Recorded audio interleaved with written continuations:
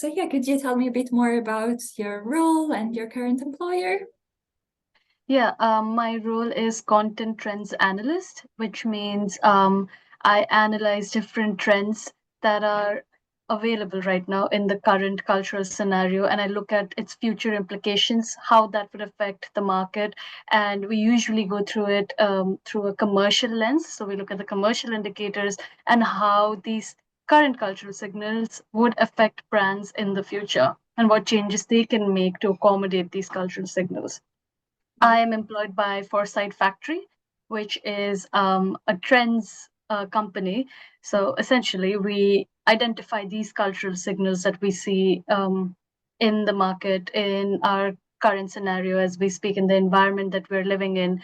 And these trends can come from small things like a TikTok hashtag, or it can come from bigger things like legal uh, changes that would probably impact companies in the future. So it's all about like gathering information from all over the world, every source that you can get, and seeing how it would have commercial implications.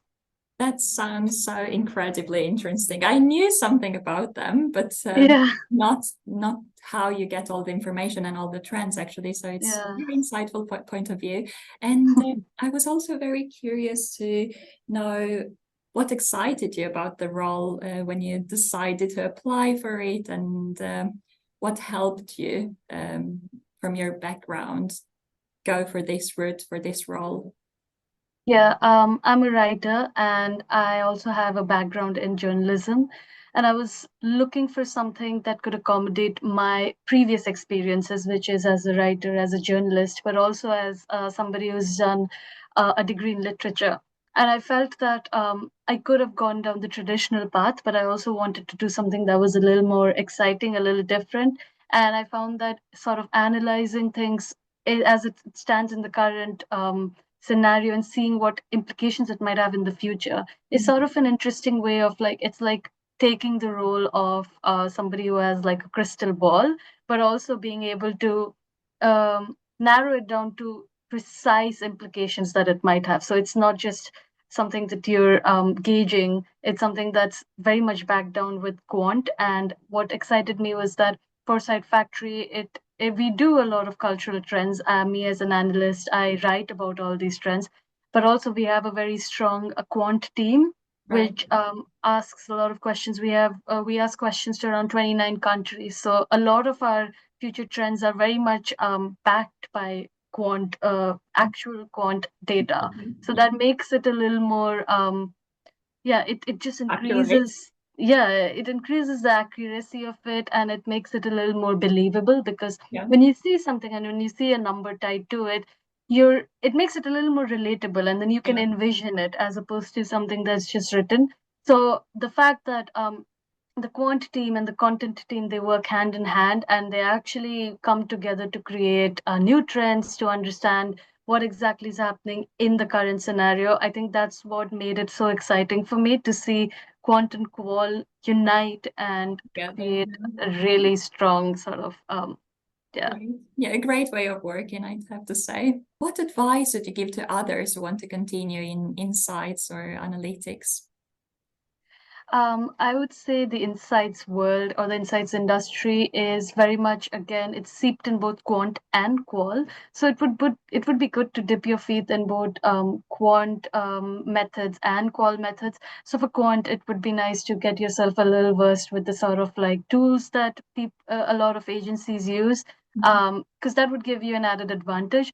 And for qual, I would say just follow your passion, but also be make sure that you're very your creativity is sort of reflected in the content that you consume. So the podcasts that you watch, that you listen to, or the shows that you watch, or the sort of publications that you have access to, it should be a wide range so that you come not from a biased perspective but from a very informed yet an unbiased perspective, because that would definitely help you yeah, that would help you make more accurate insights, and that would probably position you as somebody who's thought of your position in this world in a much more nuanced manner. And then when you would be making any insights, you would realize that, all right, well, this is one perspective, but that is the other perspective. And then you would come to a more accurate sort of perspective that is more based in the real world.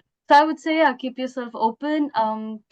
Make sure you keep your feet dipped in both quant and qual data tools, or any sort of tools, but also make sure your creativity is reflected in the content that you consume, because at the end of the day, it's about unbiased content. It's about being able to navigate polarized times, being able to go from left to right, or also just being well versed in all perspectives. Yeah, I couldn't agree more with literally everything you've just said. And thank you again so much for your point of view. And how do you see your role evolving and developing with the profession in the future? Um, well, there are two ways to answer that question. One is obviously a very specific sort of career trajectory that I might see in my company, which would be after I'm a junior trends analyst right now. I would evolve into a senior trends analyst, and then possibly a manager, and then an editor. Mhm. Um, and this may differ for different agencies depending on the type of work that they do.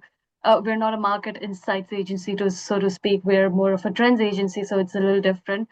Uh, that would be a personal trajectory, but if you think about it in the industry terms, I feel like with AI permeating commercial sort of settings, the role might look different. It's not to say that the role will completely disappear, but the the skills that you might need would be a little more nuanced, a little more AI heavy, because Yeah, our jobs are particularly something that AI, it's a writing job, or it's like insights job.